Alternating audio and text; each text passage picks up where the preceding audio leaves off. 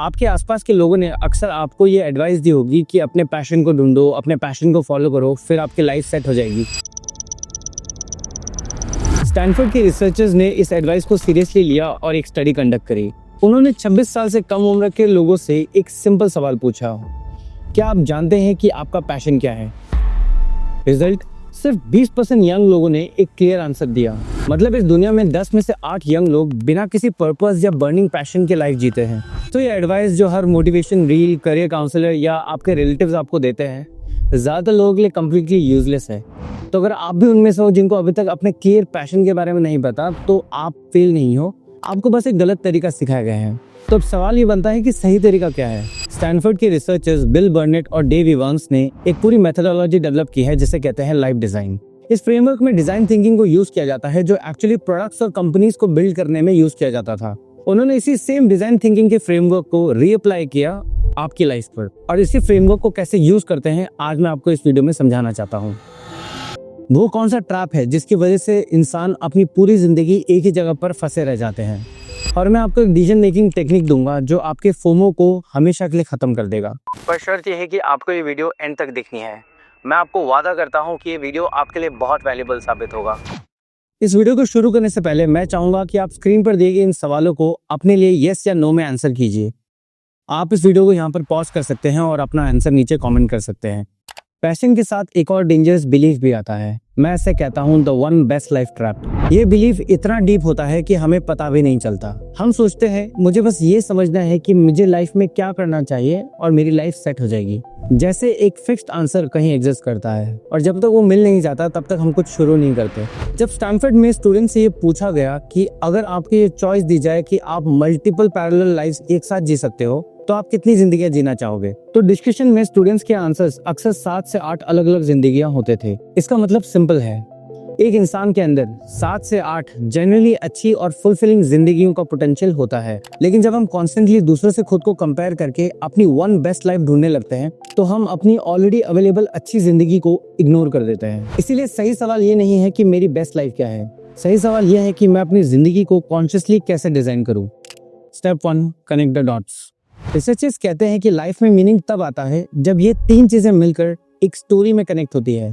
पहली चीज, आप कौन हो, आपकी वैल्यूज क्या हैं, आपका टेम्परामेंट कैसा है, वो चीजें जो आपको नेचुरली फील होती है। दूसरी चीज, आप क्या बिलीव करते हो, दुनिया कैसे काम करती है, इंसान एग्जिस्ट क्यों करते हैं, और आपका वर्ल्ड व्यू क्या है। और तीसरी चीज, आप क्या करते हो डेली अपनी लाइफ में, प्रोफेशनली या क्रिएटिवली। जब ये तीनों चीजें अलाइन हो जाती हैं तो ये आपकी लाइफ की एक क्लियर स्टोरी बताती है और आपका ब्रेन ऑटोमेटिकली मीनिंग एक्सपीरियंस करता है। और जब ये चीजें अलाइन नहीं होती तो चाहे आप जिंदगी में कितनी भी चीजें अचीव कर लो, आपको अंदर फिर भी एक हॉलोनेस महसूस होता है, जैसा आप इन स्टूडेंट्स के चेहरों को देखकर फील कर सकते हो। इन्होंने बहुत ही हाईली कॉम्पिटिटिव एग्जाम्स को क्रैक किया, लेकिन फिर भी इनके चेहरों पर वो खुशी महसूस नहीं होती, जैसे वो वहाँ बिलोंग ही नहीं करते। सच कहूँ तो मैं ये वीडियो इसीलिए बना रहा हूँ क्योंकि मैंने भी ये फीलिंग एक्सपीरियंस की है। एक पॉइंट था जब मुझे लगता था कि मैं जो भी कर रहा हूँ सब कुछ सही है, लेकिन अंदर से कुछ इनकम्प्लीट और मिसिंग था। लेकिन जब से मैंने फोटोग्राफी करना शुरू किया, मुझे मेरी स्टोरी मिल गई। मैंने अपना जॉब छोड़ा और एक फोटोग्राफी बिजनेस स्टार्ट किया जो आज मैं 11 साल से रन कर रहा हूँ, और तब से मुझे अपना काम जैसा नहीं लगता। Step 2, gravity problems. एक सेकंड के लिए सोचो, क्या आपकी लाइफ में कोई ऐसा प्रॉब्लम है जिसको आप बहुत टाइम से कैरी कर रहे हो? फॉर एग्जाम्पल, मैं जिस सिटी में रहता हूँ उसमें अपॉर्चुनिटीज की कमी है, या जिस फील्ड में मैं जाना चाहता हूँ इस फील्ड में बिना कनेक्शंस के कुछ नहीं होता। ऐसी प्रॉब्लम्स जिनके बारे में आप बार बार सोचते रहते हो लेकिन कुछ चेंज नहीं होता। इस तरह की प्रॉब्लम्स को ग्रेविटी प्रॉब्लम्स कहते हैं। जैसे आप ग्रेविटी को कंट्रोल नहीं कर सकते, वैसे ही कुछ प्रॉब्लम्स आपके कंट्रोल से बाहर होती हैं। यहाँ एक इंपॉर्टेंट डिफरेंस समझना जरूरी है। कुछ प्रॉब्लम्स वाकई ग्रेविटी प्रॉब्लम्स होते हैं और कुछ प्रॉब्लम्स सिर्फ ग्रेविटी जैसी फील होती है लेकिन एक्चुअली चेंज हो सकती है। तो बेसिकली ग्रेविटी प्रॉब्लम को पहचानने का टेस्ट सिंपल है। आपको बस खुद से ये सवाल पूछना है कि क्या आप इस प्रॉब्लम को सॉल्व करने के लिए रेडी हो, और अगर जवाब नहीं है तो वो प्रॉब्लम बस एक सिचुएशन बन जाती है, और इन सिचुएशन से बस एक ही तरह से डील किया जा सकता है, उसे एक्सेप्ट करो और आगे बढ़ो। एक कहावत है जो कहती है, you can not solve a problem that you are not willing to have. मतलब अगर आप किसी प्रॉब्लम को सॉल्व करने के लिए विलिंग नहीं हो तो सॉल्यूशन पर काम करना बस वेस्ट ऑफ एनर्जी होता है। लेकिन अगर आपका आंसर हाँ है तो ये ग्रेविटी प्रॉब्लम नहीं है, आप सॉल्यूशन डिजाइन कर सकते हो। इसलिए जरूरी है कि आप ग्रेविटी प्रॉब्लम्स को पहचानो, उसे एक्सेप्ट करो और अपनी एनर्जी बाकी चीजों में लगाओ। Step 3, Odyssey planning. बिल बर्नेट और डेव इवांस ने अपने रिसर्च में बताया, अगर आप किसी प्रॉब्लम का सॉल्यूशन सिर्फ एक आइडिया से शुरू करते हो तो आइडियाज लिमिटेड आते हैं। इसलिए वो ये आइडिया देते हैं कि आप अपने प्लान्स को 3 अलग अलग स्टार्टिंग पॉइंट से स्टार्ट करो। इससे आइडियाज ज्यादा और बेटर आते हैं। लाइफ डिजाइन फ्रेमवर्क में इसे कहते हैं ऑडिसी प्लानिंग। इसमें आप 3 अलग अलग प्लान्स बनाते हो 5 साल के टाइमलाइन में। इन तीनों प्लान्स में आप अपनी लाइफ को अलग अलग तरीके से प्रेडिक्ट करते हो। Plan A, the expected path. वो जिंदगी जो आप अभी जी रहे हो उसका बेस्ट वर्जन क्या है। ये वो पाथ है जिस पर आप ऑलरेडी हो, चाहे आपका करियर हो, चाहे आपकी स्टडीज या जो भी आप करते हो। आपको बस ये इमेजिन करना है कि सब कुछ स्मूथ चलेगा और अगले 5 साल बाद ये लाइफ कैसे दिखेगी। साथ ही यहाँ आप एक और चीज ऐड कर सकते हो, आपका बकेट लिस्ट। जैसे आप कहीं ट्रैवल करना चाहते हो या आपको कोई स्किल सीखना है या आप कोई बिजनेस स्टार्ट करना चाहते हो, आप उसे इस प्लान में लिख सकते हो। ये सब प्लान ए का हिस्सा है। अब plan B, the alternative path. आज एआई और ऑटोमेशन की वजह से बहुत सी चीजें ऑलरेडी बदल रही हैं। सोचो अगर 5 साल बाद आपका करंट रोल और स्किल एग्जिस्ट ही ना करे तो अपने आप से पूछो, किस चीज में मुझे क्यूरियोसिटी है, वो कौन सी स्किल है जो मैं सीखना चाहता था, या फिर कौन सा ऑल्टरनेटिव ऑप्शन मेरे लिए रियलिस्टिकली पॉसिबल है। इस प्लान को आपको बहुत शांत मन से लिखना है। अपने आप से पूछो कि कल अगर प्लान ए बंद हो जाए तो मैं जनरली क्या करूंगा। और अब है plan C, the wild card. ये सबसे इंपॉर्टेंट प्लान है और सबसे डिफिकल्ट भी। सवाल ये है कि अगर आपके पास इनफ पैसा हो और कोई आपको जज ना करे तो आप क्या करना पसंद करते हैं। इस सवाल का जवाब ढूंढते वक्त आपके मन में बहुत बार ये बातें आएंगी कि जो मैं करना चाहता हूँ अगर वो मैं करूँ तो लोग शायद मुझे सीरियसली नहीं लेंगे, या फिर मेरी क्वालिफिकेशन इतनी ज़्यादा है, मैं ये काम कैसे कर सकता हूँ। लेकिन उस समय आपको खुद से ये पूछना है कि अगर आपको कोई नहीं जानता या आपको कोई नहीं देखता तो आप क्या करते। अक्सर ऐसे जवाब कुछ ऐसे निकलते हैं, मैं पोइट्री करना चाहता हूँ, मैं पेंटर बनना चाहता हूँ, या मैं राइटर बनना चाहता हूँ, या मैं ट्रैवलर बनना चाहता हूँ, या मैं टीचर बनना चाहता हूँ। बहुत बार आपको ये आंसर्स थोड़े अलग लग सकते हैं। ज़्यादातर वो चीज़ें जो शायद आपने अपने टीनेज में करने का मन बनाया था, लेकिन आपने अपने सर्कमस्टेंसेस की वजह से बीच में उसे ड्रॉप कर दिया। एक बार जब आपने ऑनेस्टली इन तीनों प्लान्स को बना लिया तो आपको कुछ इंटरेस्टिंग ऑब्जर्वेशन होगी। सबसे पहली ऑब्जर्वेशन जो आपको नोटिस होगी वो ये होगी कि आपको अपनी तीनों जिंदगियां बहुत इंटरेस्टिंग लगेगी। दूसरी बात, आप रेयरली अपने प्लान सी को परमानेंटली अडॉप्ट करोगे। आप रियलाइज करोगे कि आप अपने प्लान सी को प्लान ए में शिफ्ट कर सकते हो और इससे आपका प्लान ए और बेटर बन जाता है। इस एक्सरसाइज के बाद आपको पहली बार ये फील होगा कि आपकी लाइफ में बहुत सारे ऑप्शंस हैं। एक टाइप के इंसान होते हैं, शायद आप उन्हें जानते हो या फिर शायद आप खुद वैसे हो। वो एक दिन सडनली ये डिसाइड करते हैं कि बस मुझे ये पसंद नहीं और मैं सब कुछ चेंज कर दूंगा, और फिर लाइफ में एक बड़ा डिसीजन ले लेते हैं। हाँ, कभी कभी ये काम जरूर करता है लेकिन ज्यादा टाइम नहीं। और 6 महीने बाद वो ये रियलाइज करते हैं कि जो लाइफ उन्होंने इमेजिन की थी ये लाइफ भी वैसे नहीं है। क्यों?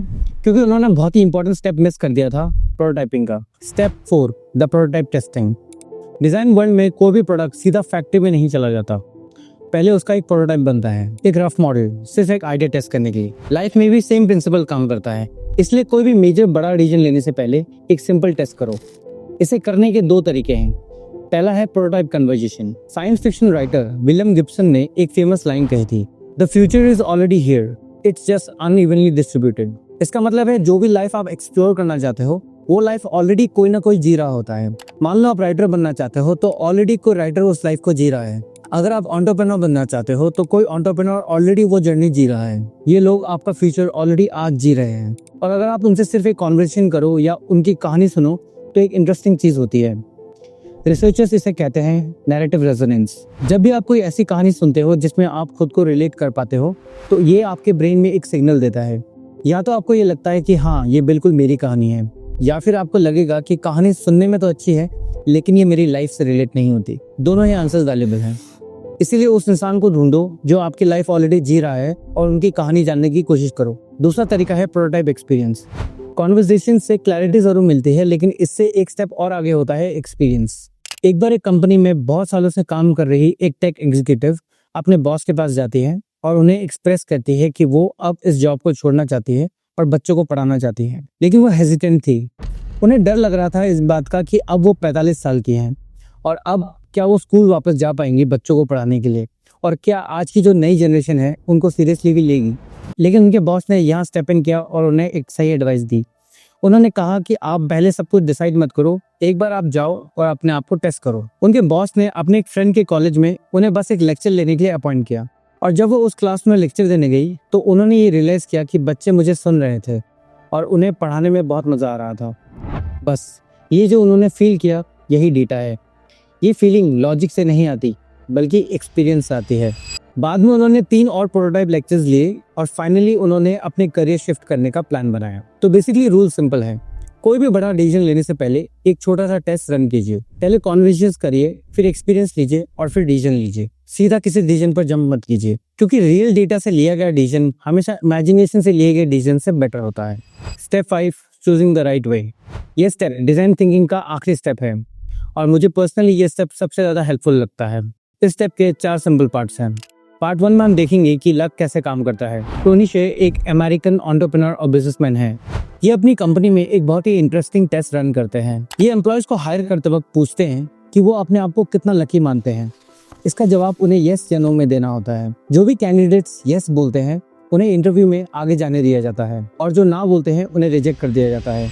आपको सुनने में ये बहुत अजीब लग रहा होगा, लेकिन ये एक एक्चुअल रिसर्च पर बेस्ड था। इस रिसर्च में साइकोलॉजिस्ट की एक टीम ने एक एक्सपेरिमेंट रन किया। इस एक्सपेरिमेंट में लोगों को एक थिक न्यूज़पेपर दिया गया और उन्हें उसमें दिए गए सारे फोटोग्राफ्स को काउंट करना था। सही जवाब देने पर उन्हें प्राइज मिलता, लेकिन न्यूज़पेपर के दूसरे पेज पर ही एक बॉक्स में ये लिखा गया कि अगर आप इस मैसेज को पढ़ रहे हो तो ये एक्सपेरिमेंट यहीं खत्म होता है और आप जाकर सीधा अपना प्राइज ले सकते हो। एक्सपेरिमेंट में ये देखा गया कि जो लोग खुद को अनलकी मानते थे वो पूरे न्यूज़पेपर को ध्यान से देख रहे थे और हर फोटोज को काउंट कर रहे थे, लेकिन जो लोग खुद को लकी मानते थे उनमें से ज्यादातर लोगों ने उस बॉक्स को पहले ही नोटिस कर लिया था।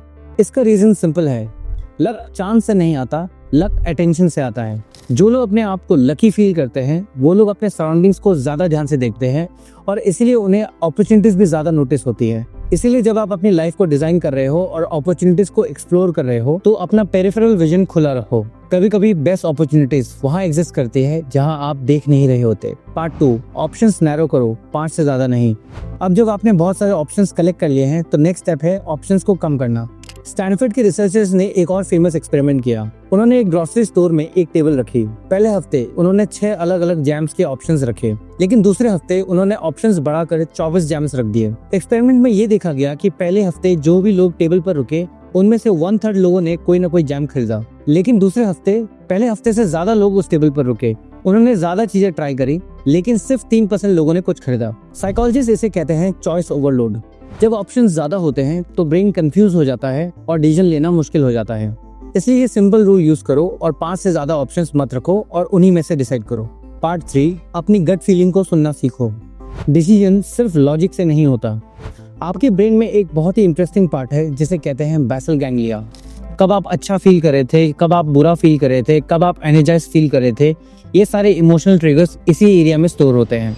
प्रॉब्लम ये है कि आपके बेसल गैंग्लिया का पार्ट आपके लैंग्वेज ब्रेन से कनेक्टेड नहीं होता। इसका मतलब है वो अपना डेटा आपके प्रीफ्रंटल कॉर्टेक्स में डायरेक्टली नहीं पहुंचा सकता। वो सिर्फ आपको सिग्नल्स भेजता है, कभी आपके स्टमक में, कभी आपके चेस्ट को हैवी करके और कभी आपको एनर्जेटिक फील करा के। बस इसी को गट फीलिंग कहते हैं। इसीलिए डिसीजन मेकिंग का प्रोसेस सिंपल होना चाहिए। पहले ऑप्शंस को लॉजिकली नैरो करो, फिर हर ऑप्शन को इमेजिन करो और नोटिस करो कि आपको अंदर से कैसा फील हो रहा है। आपकी गट फीलिंग आपकी पास्ट एक्सपीरियंस का एक समरी होता है, इसलिए उसे इग्नोर मत करो। Part 4, commit to your decisions. Dan Gilbert Harvard के एक साइकोलॉजिस्ट हैं। उन्होंने डिसीजन मेकिंग और हैप्पीनेस पर स्टडी की है। इस एक्सपेरिमेंट में स्टूडेंट्स के 2 ग्रुप्स बनाए गए। दोनों ग्रुप्स को 5 पेंटिंग्स दिखाई गई। पहले ग्रुप को ये कहा गया कि वो एक पेंटिंग अपने पास रख सकते हैं और वो पेंटिंग फाइनल होगी और बाद में एक्सचेंज नहीं होगी। लेकिन ग्रुप 2 को ये चॉइस दी गई कि अगर उन्हें अपनी पेंटिंग पसंद ना आए तो वो 4 दिन बाद वापस आकर एक्सचेंज कर सकते हैं। एक हफ्ते बाद रिसर्चर्स ने उन दोनों ग्रुप से ये सवाल पूछा कि उन्हें अपनी पेंटिंग कैसे लगी। एक्सपेरिमेंट के रिजल्ट में ये नोटिस हुआ कि ग्रुप 1 जिनके पास नो रिटर्न पॉलिसी थी उन्हें अपनी पेंटिंग जेन्युइनली पसंद आने लगी थी, लेकिन ग्रुप 2 जिनके पास ये ऑप्शन था कि वो अपनी पेंटिंग एक्सचेंज कर सकते थे, उनमें ये देखा गया कि उन्हें अपनी पहली पेंटिंग पसंद नहीं आई और ना ही उन्हें अपनी दूसरी पेंटिंग पसंद आई। इनफैक्ट उन्होंने ये कहा कि उनकी पेंटिंग चूज करने का ये पूरा एक्सपीरियंस ही खराब था। ये इसीलिए होता है क्योंकि जब डिसीजन रिवर्सिबल हो तो ब्रेन उस डिसीजन पर फुल्ली कमिट नहीं करता। वो कॉन्स्टेंटली हमेशा ये कंपेयर करता रहता है कि शायद उसने जो डिसीजन नहीं लिया वो बेटर था और ये loop back of the mind हमेशा चलता रहता है। लेकिन जब आपका डिसीजन फाइनल होता है तो आपका ब्रेन ऑटोमेटिकली उसमें पॉजिटिव चीजें ढूंढने लगता है। रिसर्चर्स इसे सिंथेटिक हैप्पीनेस कहते हैं। मतलब आपका ब्रेन खुद हैप्पीनेस क्रिएट करता है जब उसे ये पता होता है कि उसका डिसीजन रिवर्सिबल नहीं है। इसलिए इस वीडियो का लास्ट तो सिंपल रूल यही है कि जब भी आप कोई डिसीजन लो तो उसमें फुल्ली कमिट करो और मूव ऑन करो। इस वीडियो का पूरा आइडिया बस इस एक सिंपल सेंटेंस में है। आप अपनी जिंदगी डिस्कवर नहीं करते, आप अपनी जिंदगी डिजाइन करते हो। डिस्कवर का मतलब होता है कहीं एक परफेक्ट आंसर ऑलरेडी एग्जिस्ट करता है और आपको बस उसे ढूंढना है, और अगर आपको अभी तक वो नहीं मिला तो आपको लगता है कि कहीं आप लेट हो या फिर आप कुछ मिस कर रहे हो। लेकिन डिजाइन का मतलब बिल्कुल अलग होता है। डिजाइन का मतलब होता है कोई फिक्स्ड आंसर एग्जिस्ट नहीं करता और आप उसे क्रिएट करते हो। हमने पहले इस वीडियो में ये समझा कि लाइफ में मीनिंग क्या होता है और कहाँ से आता है, और आपका ब्रेन मीनिंग को कैसे एक्सपीरियंस करता है। फिर हमने डिजाइन थिंकिंग के 5 प्रैक्टिकल स्टेप्स डिस्कवर किए जो आपकी लाइफ को डिजाइन करने में आपकी हेल्प करेंगे। पहला, कनेक्टिंग द डॉट्स। दूसरा, ग्रेविटी प्रॉब्लम्स को कैसे आइडेंटिफाई करें। तीसरा, ऑडिसी प्लानिंग को कैसे यूज करें अपनी लाइफ में डायरेक्शन पाने के लिए। चौथा, अपनी लाइफ में प्रोटोटाइपिंग को कैसे यूज करें ताकि आप अपने डिसीजंस में और ज्यादा कॉन्फिडेंट हो सके। और लास्ट में हमने उन 4 स्टेप्स को देखा जिससे हम सही डिसीजंस ले सकते हैं। आपका चैलेंज ये है कि आपको नेक्स्ट 1 मंथ तक इस लाइफ डिजाइन फ्रेमवर्क को यूज करके अपनी जिंदगी को डिजाइन करना है, और आपकी लाइफ में क्या चेंजेस आए इसे 1 महीने बाद इस वीडियो पर वापस आकर कमेंट करना है। और अगर आपको ये वीडियो पसंद आई है तो लाइक एंड सब्सक्राइब जरूर कीजिए और अपने उन दोस्तों के साथ जरूर शेयर कीजिए जिन्हें इस वीडियो की जरूरत है। मिलते हैं अगले वीडियो में। Thank you and I will see you in the next one.